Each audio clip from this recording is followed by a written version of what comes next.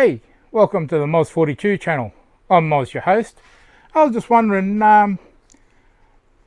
do you recall your very first motorcycle road trip? Well, here's a little story about mine. Let's go.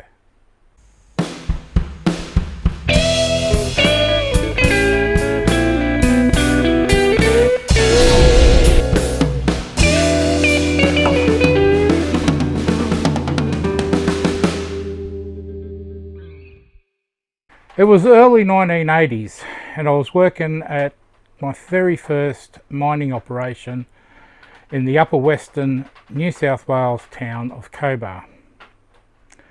If you want to know a little bit of my mining history, I'll leave a link to my playlist below and at the end of this video, and it's called The Story of Moz, which goes through my start in mining here right through to my retirement. Bit of a humorous look at events over that period of time. Anyway, back then unionism on site was very radical, driven by the underground miners who had held considerable sway. Why do I mention this? Well, because on one particular occasion the site union called a stop work order, a full-blown strike that shut down the entire mine.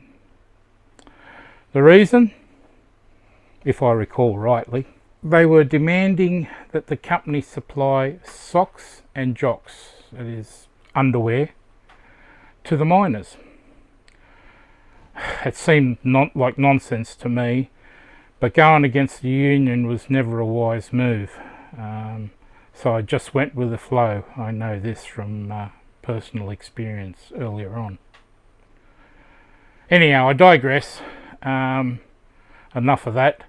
With the strike looking like it was going to drag on for some time, a few of us found ourselves at the one of the pubs in town on the second afternoon, passing the time over a few beers. That's when a mate of mine turned to me and said, "Why don't we go for a ride to the coast?" It was a spontaneous idea. I didn't need much convincing. The coast was 900 kilometres away. That's 560 miles. But we had nothing but time on our side. I just bought my second bike. It was a Yamaha XS 750 triple. Shaft drive. It had been freshly rebuilt from the ground up by another mate, and my friend rode a 1982 Suzuki GS 1100G. That was a beast of a bike.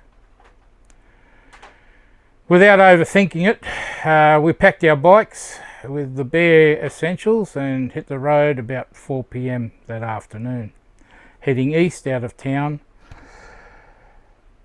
I took it easy for the first leg because I was braking in the engine and by varying the engine speed, etc. The 150 kilometre ride to Nyngan, which should have taken 90 minutes, took just over 2 hours. We fueled up at Nyngan as the last of the remnants of daylight disappeared. By the time we left, it was fully dark. Not long out of town, my mate suddenly slammed on his brakes. I barely avoided running into his rear end, only realising why as I hit my own brakes. A massive kangaroo was bounding across the road, using our headlights as a guide for its way. Well, that near miss put us on high alert, knowing full well that hitting one of these bike and bone breakers could end our trip in an instant, and it would hurt. Despite our caution, we made good time reaching Dubbo.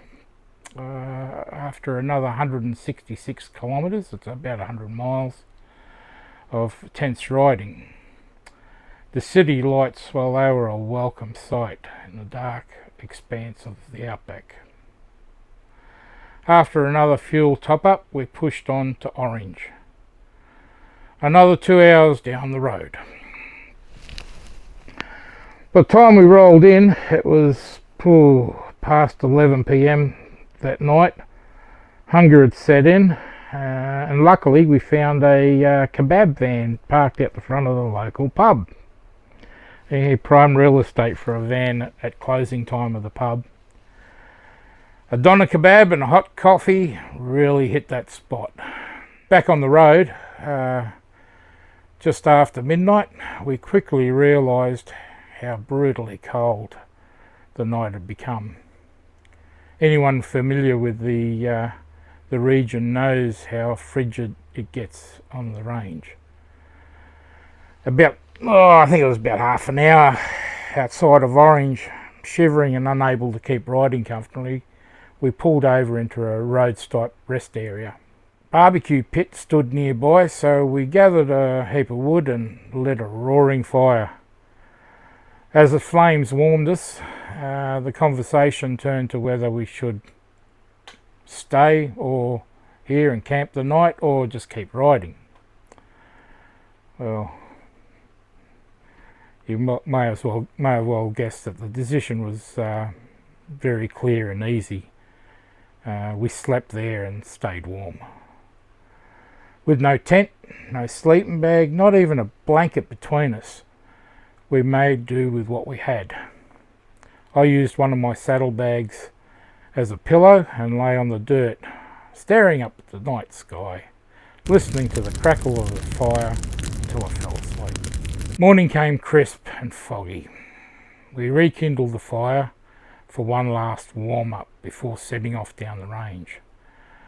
The early morning chill gave way to milder air as we progressed. Breakfast? Well, that was in Bathurst. And that was our next stop.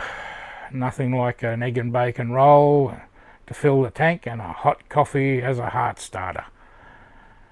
From there, we tackled Mount Lambie and into Lithgow, and then wound our way through Katoomba and over Mount Victoria, finally descending towards the western extremities of Sydney. I knew the roads, having spent my teenage years in the area, so I took the lead. At Regentville, for those that know Sydney, we turned south onto the Mulgoa Way, winding through spectacular scenery of the back roads, and eventually led us to my folks' place at Port Kembla, just south of Sydney. It had been a ride to remember, spontaneous, rugged, full of kind of moments that defined life on two wheels. The kind of ride that sticks it with you decades after, like the scent of campfire smoke on a old wax cotton motorcycle jacket. That's all I had then. So there you go, that was my first road trip on my own motorcycle. Hope you liked the short story and the recount of this adventure. So, let me know in the comments below, what was your first motorcycle road trip, and how did it go?